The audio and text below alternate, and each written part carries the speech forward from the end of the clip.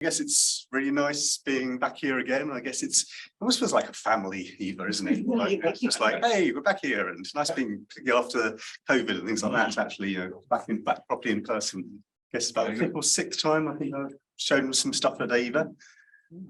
Which I guess is what I'm trying to show today is, I guess it's another work in progress. That this is some stuff that I've been working on for, I guess, a bit of over a year now, but actually goes back for some ideas which I've been mulling over actually through the lockdown and things like that, and actually go back a bit further. So it's finally getting round to implementing some ideas that I've been mulling over for a while. And hopefully I guess you know my art practice, a lot of it's about sort of detail and resolution, but with systems which are hopefully giving almost like richly unexpected sort of results. And often, I guess, inspired by biology, almost like I look at biology and, I think there's a deep human psychological, almost like, attachment to the things we see in nature, is that. But what I'm not trying to do is copy biology. It's almost just like I see that, so as a mathematical background, I will see that as an existence proof.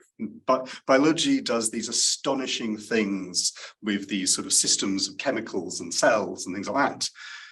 Well, can we create artistically with things like that? I guess that's the core of my practice. It's sort of saying there are these incredibly rich, what I like to call unruly systems that nature uses that does incredible ranges of things. Can we actually use this as a creative medium? So in that line, I'm going to give some these. What I'm going to do is I'm going to show some slides, almost giving you the background and behind this new work. And I guess this is the first, although I've exhibited some stuff in a couple of times previously, this is the first presentation actually on this new work. So first I'm going to give a bit of the background, the ideas behind it, and a bit about how I've implemented it. And then, so we're going to move into the atrium. I'm going to play a video for people online showing some of the results. But for people here, basically, we've got a bigger computer with a nice big graphics card hooked up in the monitor in the atrium. So we go out to the atrium, the cafe, and I'll do a live demo of some of the stuff out there. But let's start with the inspired by biology bit. Between this work. So the idea is basically, let's say, what's called chemotaxis, which I guess is an idea in a lot of biology, particularly developmental biology, like the development of shape and structure and form in, sort of like complex organisms. But it's basically just the idea of cells, or I guess little creatures, little organisms, being affected by chemicals and how they move. Taxis, movement, chemotaxis, movement by, influenced by chemicals.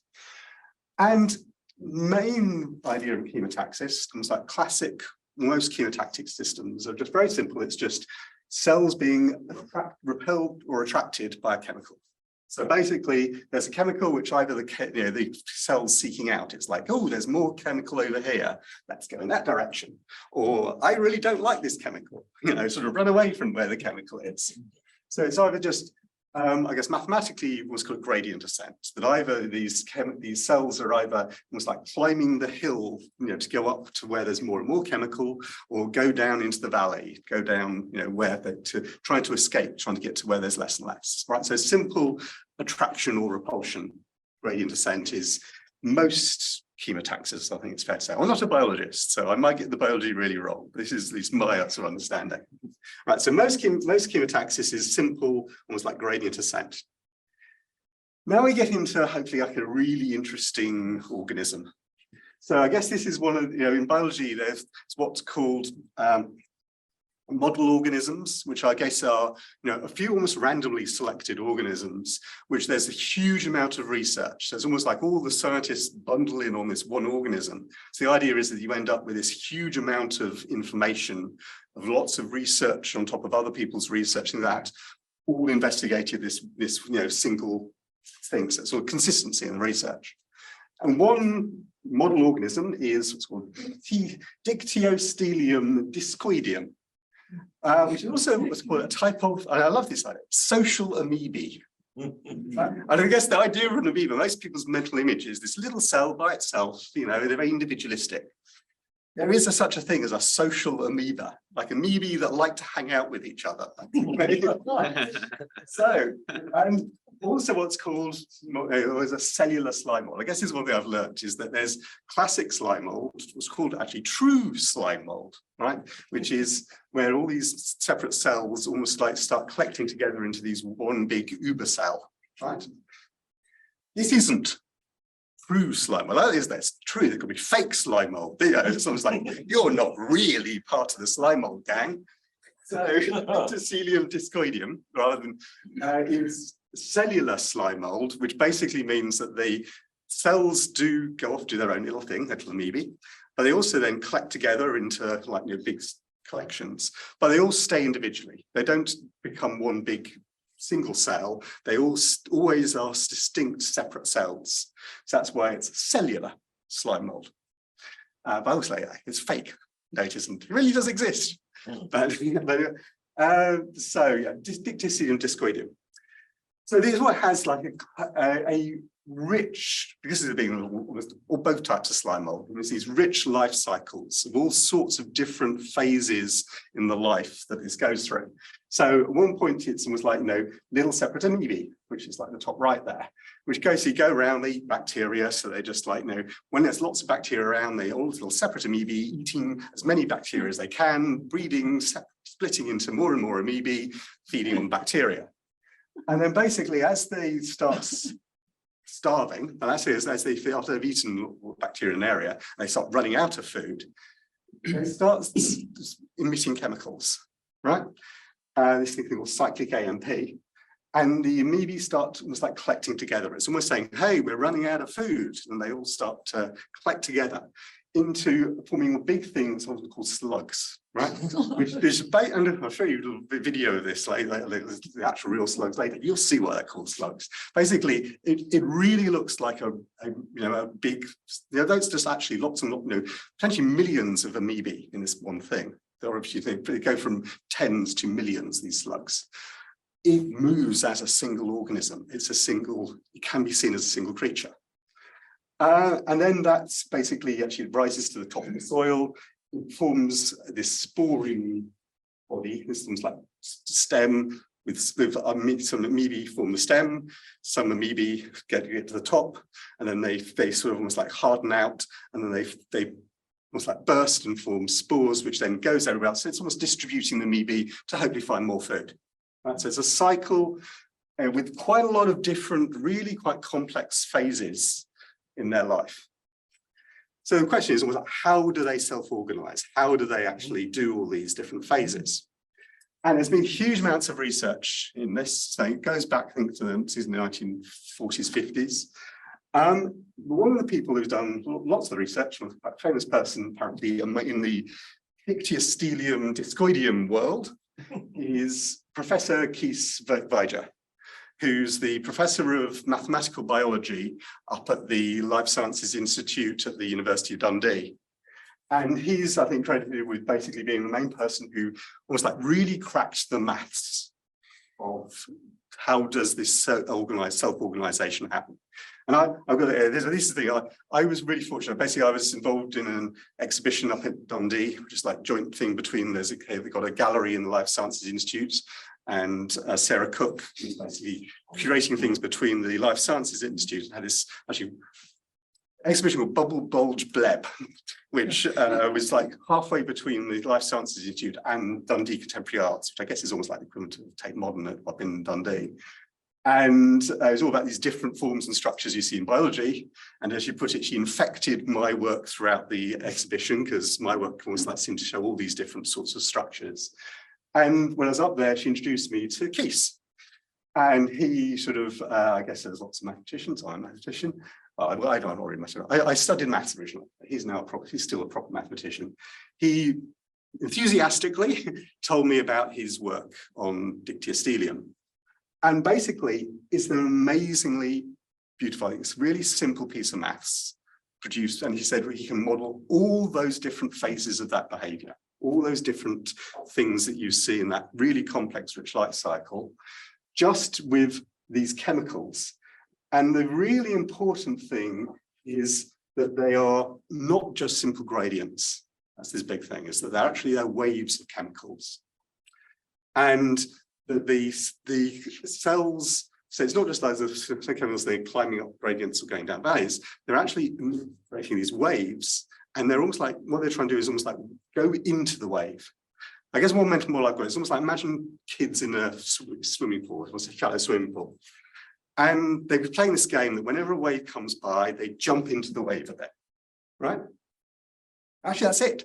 That's the end of the system. Basically, it's that, you know, imagine you've got some bit of the swimming pool where there are more kids. And there's some little slight small waves maybe in the swimming pool already, and they're just jumping. There's more kids jumping one area than another because they're just slightly more there. They will be creating more and more waves. Their jumping is actually making the waves bigger, right? So the area where there's a few more kids, that produces bigger waves. So the other kids start to go towards that area because that's the area where there's more waves coming from. So it starts to self-organize, right? You sort of see that these sort of kids start collecting into, rather than just being distributed randomly everywhere, they just start to collect in groups. And then if there are enough people in a group, almost like jumping up and down like mad, getting really excited, they maybe break up into other groups. Maybe the waves get so choppy that they start splitting into different groups and things like that. And basically, so you get this organization into structure. And also a big thing is it's a dynamic structure. Right? It's not just that they're rising to the tops of the valleys or they're going back down into the valleys. It's a richly, potentially changing, dynamic, moving, what I guess in mathematics we call a non-equilibrium dynamics, which are potentially like really interesting. Right? It's almost like equilibrium's a bit boring. Non-equilibrium dynamics is potentially really richly interesting.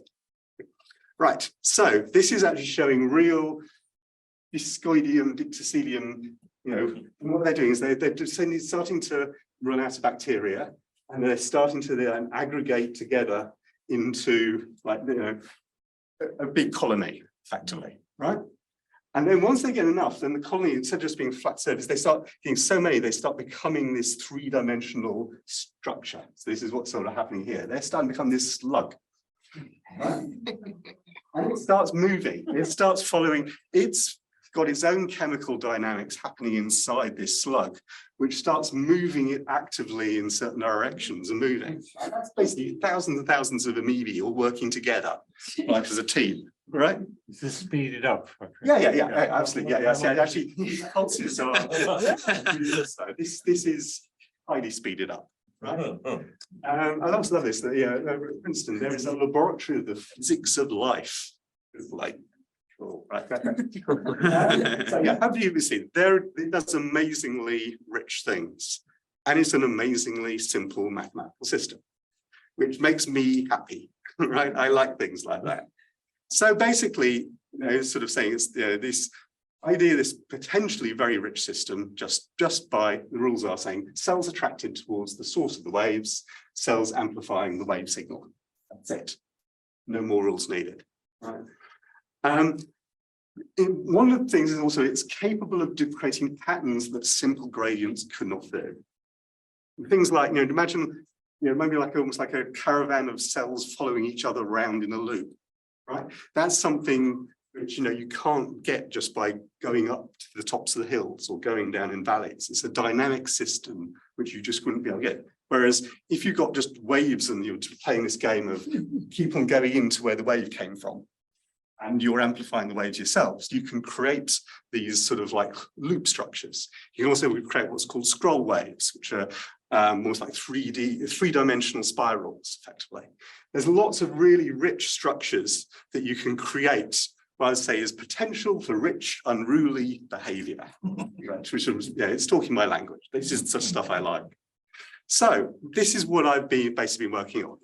Then I guess, to be honest, I've not been trying to copy the exact mathematics of how CAMP really works in dictyostelium. I play fast and loose with the biology. What I'm trying to think is, okay, how do I strip down that maths, almost make it as fast and simple as possible? Because my big thing is having scale, being able to simulate. I mean, one rule of thumb I've always got is, unless I can simulate millions, and hopefully tens or hundreds or even billions, I'm not interested, because I think there's just a human psychology thing that aesthetically, there's a thing of when you get to things that have got structure, things that have got complexity, and have a deep level of detail of millions. I think it's sort of, it starts to have a a richness that I think is almost like interesting to us as human beings psychologically. It's almost like whenever I do these simulations at a few thousand, it looks sort of interesting. But I don't get to millions. You can get to the things where it suddenly starts looking like something different. That's my plan. So yeah, okay. So I really try to strip down the maths to the absolute basic, simplistic things. And so I've implementing this as actually I've been trying 2D and 3D grids. It's like this idea actually potentially works in 3D as well as 2D. Just you can have waves in 3D. Okay, let's try doing 3D. And with the idea where you've got these sort of agents, particles effectively, that are free to move in that 2D or 3D space. So you've got chemicals in a 2D or 3D grid, and you've got agent particles that can move around freely in that grid. And they respond to the chemicals, and they also amplify, create the chemicals. There's this feedback loop. Also, I guess, there's waves and particles. The combination of waves and particles has a rich history in lots of science. It's like they combine together to do interesting things. And I guess this is a particular way that waves and particles are interacting with each other in a feedback system. What's it going to do? I don't know. Cool, great. That's what I'm interested in finding out. So I basically read the system. So it's a very simplified compared to real biology. We just say waves, particles. Let's create a system that's almost like a grid that's actively encourages waves to appear. So actually there's sort of like springs in the system to almost like encourage the waves to not just be a gradient, to be actively sort of like wave-like things, agents to move. And yes, the amplifications, the oscillation of chemical values amplified if agents are close by. So there's this feedback system. So I'll tell you, I'll be show you some more things outside, but it does produce astonishingly biological results almost for free. This is what it can be, sort of things I'll be getting in 2D versions. It looks as nothing else. Astonishing, and it's really. I like the systems where they really surprise me. I'm hoping, obviously, that it's going to make some cool stuff.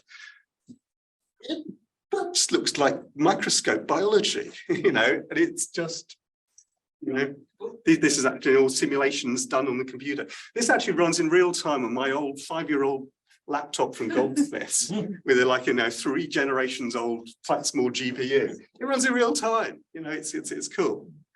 And here's 3D versions. Even more biologically, provocative. The implementation is using GPU. So the stuff I'm going to show you outside is actually running on one of those cards. It's like a GTX 4070 Ti, if you really want to know the details, which is a current generation, not absolute top end. It's about half the speed of the current top end gamer card. But it's basically, I'm very much writing code to make use of the GPU. I guess that's one thing, this algorithm of these grids of chemicals and particles, it's actually almost like naturally designed to run really efficiently on a graphics processor. Very, very, very parallelizable. So I've got implementations in OpenGL using what's called compute shaders in open frameworks. I've also got an implementation in CUDA and optics. CUDA is basically a library from NVIDIA to write almost like maths function code that runs on the GPU, but using lots of high performance computing. I've also got the start of All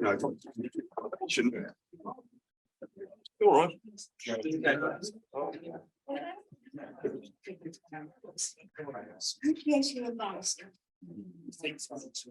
Stop there.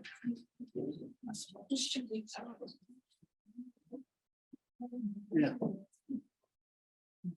Okay, so right, I'll just going to continue. So yeah, I've also got an implementation on Real Engine using a Niagara effects engine.